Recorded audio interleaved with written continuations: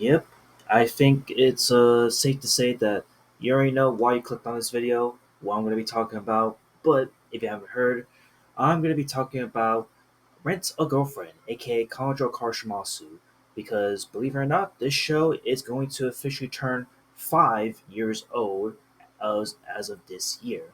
Because this show came out not too long ago, back in the summer 2020, and essentially was one of the most polarizing, most divisive animes to come out that year. So, of course, Kanjo Karshimasu, aka Rent a Girlfriend, this is under TMS Entertainment Studios, and around the summer 2020, if you remember, this was around the time when COVID sadly hit. And during this season, there were a lot of pretty big shows that were coming out during this time, despite COVID starting to take place around this year.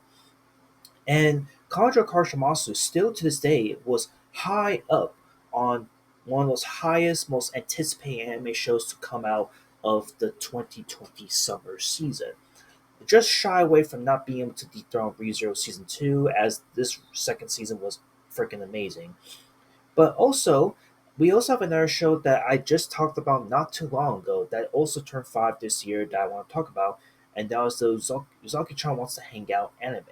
And I already talked about and went over briefly to what the show has been through over the past 5 years. So if you're interested in that, I'll leave a link down in the description down below.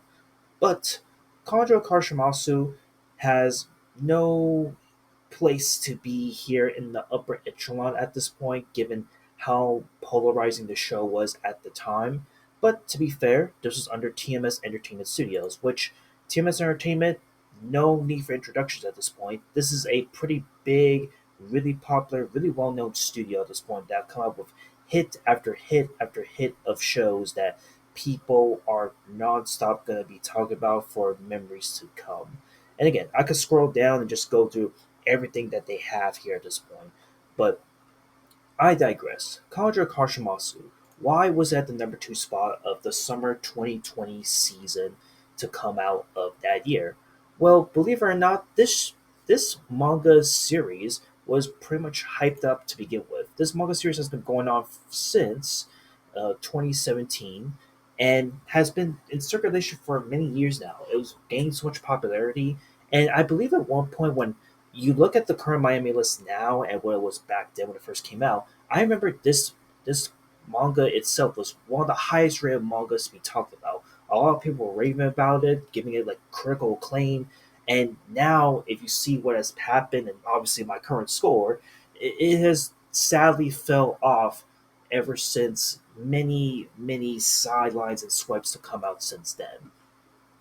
And before we go into College of Karshimasu, I feel like the popularity of this type of genre in slice of life romantic anime has already reached a fever pitch high because of two pretty key shows that, in my view, were already popular prior to come out before Its Girlfriend. And that was both Hajime no Gal, which was My First Girlfriend as a Gal that came out in 2017, and Quintessential Quintuplets Season 1 that came out in 2019, just a year before Kanjo Karshimasu.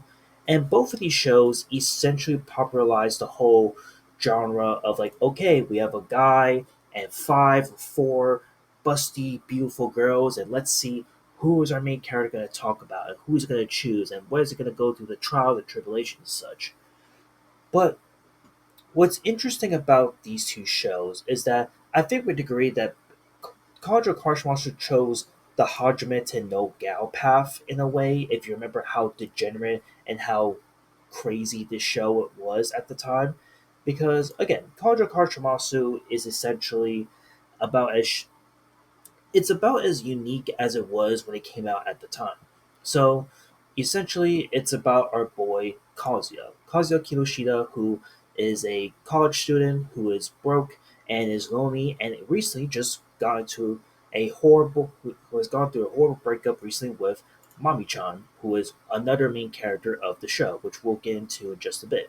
And Kaza, being the sad, lonely person as he was, one day he found out from a certain friend of his that, hey, you can rent a girlfriend in Japan.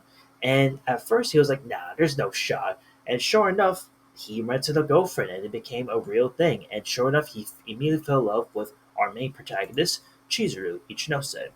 And Chizuru goes by the alias Chizuru Mizuhara to obviously protect her private life.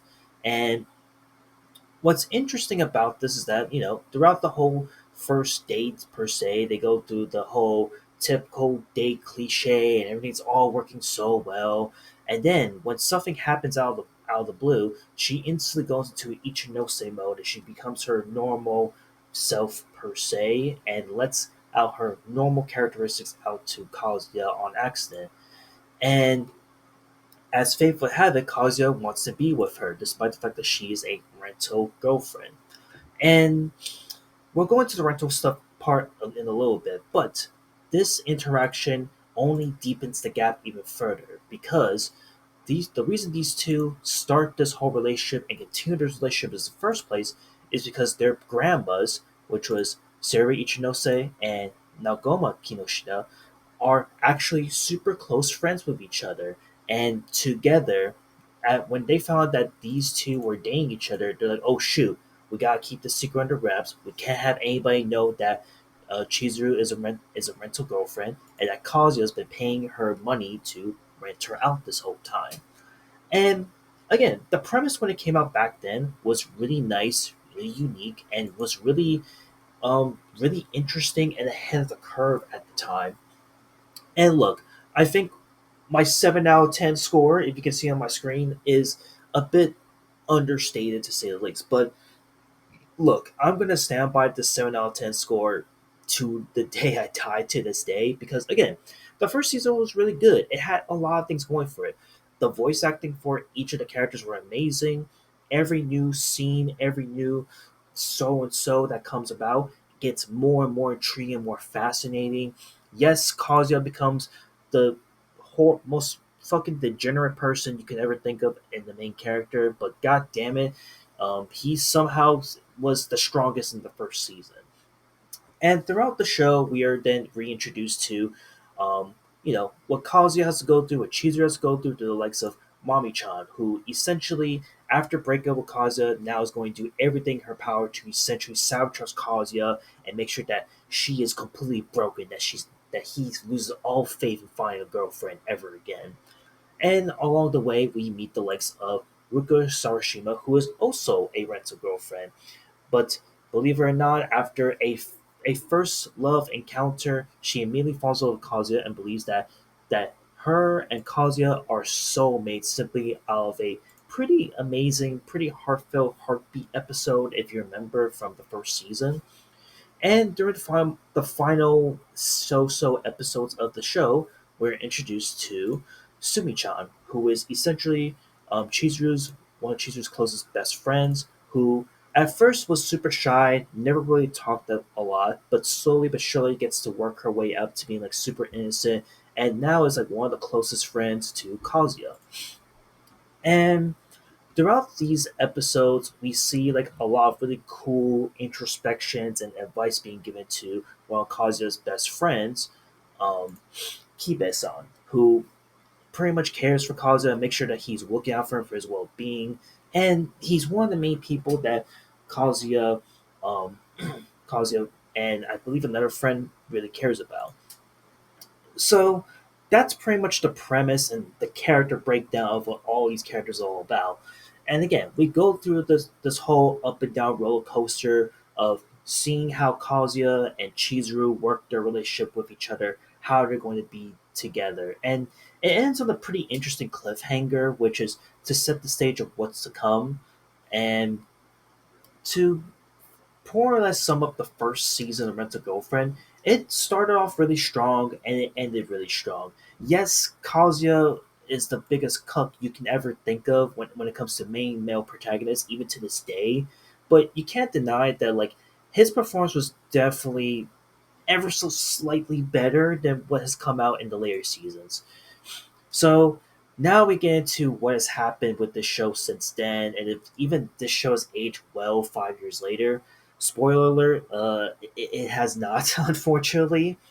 So why I'm talking about the show in the first place, and I don't put the first season into whole the whole disbelief that it failed miserably.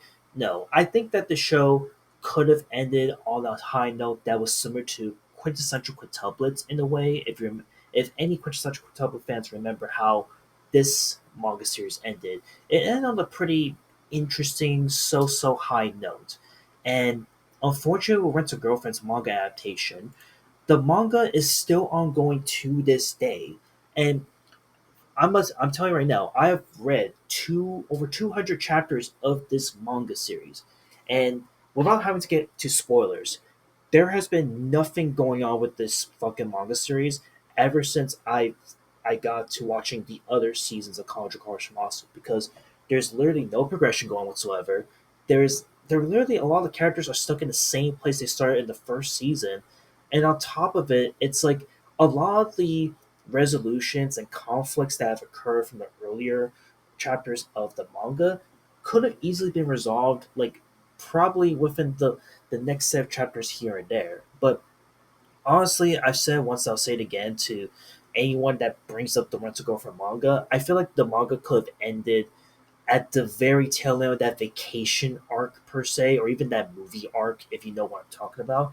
Because again, the author just kept on milking the heck out of this thing, and I get it that he's trying to like build like a world and like trying to flesh out all the main characters of the show of this series. I'm sorry, but I feel like there's not a whole lot to say about this when we know the outcome of Rent a Girlfriend per se. And unfortunately, given how much negative reactions have come out in the wakes of how the manga has been continuing, and in the wakes of the first season doing super well, we would then get sequential sequels that come out after the first season. Take, for instance, season two, which came out 2 years after the first season of Red's Girlfriend, which I consider to be the worst. I think this is one of the worst Red's Girlfriend seasons out there. It's not even close. It's essentially like what would happen if you decide to watch a season filled with Kazuya just being a total degenerate and has nothing to show for it. This is definitely like the lowest point that Red's Girlfriend had to offer at that point. And believe me, I've read the manga prior to before season two came out, and I already knew it was going to be this bad to begin with. However, the series wouldn't quit because in season three, it actually was not bad in my opinion. I thought that this was like a true return to form to the Rent a Girlfriend that I know and that I care about. And it was definitely one of the most personal and one of the more better shows come out. And we have a new character in the mix from this third season with Mini Yaimori-san. And I think that Rent a Girlfriend definitely was able to kick the momentum and keep the hype going. But past this point, I think it's too late. Given the speed of how anime works now and how anime releases are, I feel like Rent a Girlfriend's popularity has completely and utterly dwindled down since then. And yes, we do have a fourth season coming out this year in this next season of anime of 2025. I just don't think that this fourth season of Rent to Girlfriend is going to really do much, if not really bring it back to the forefront what made it special and unique in the first place. So again, overall, I think Rent a Girlfriend in a nutshell, the first season to be exact, is still a solid first season per se. Again, still has nice, crisp animation from TMS Entertainment. The voice acting is absolutely stunning. The story, the build up, and leading up to that huge cliffhanger is also really good. But unfortunately, if you go into the later seasons with that negative forethought, it definitely clouds your judgment of what makes Rent a Girlfriend, at least at one point, special. And again, you do have some amazing voice actors and actresses that are super recognizable in this list up right here. I mean, for fuck's sakes, you have the same voice actor who voices Aqua from Konosuba and Megumin and Emilia from Konosuba and ReZero in this show. I mean, I can't really say much more else about that.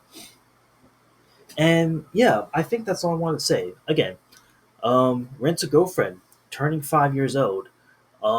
Again, I still would leave my scores how it is, where it is a 7 out of 10, and I'm gonna leave it at that. This was a pretty big one to talk about, and yeah, I hope you enjoy watching this video.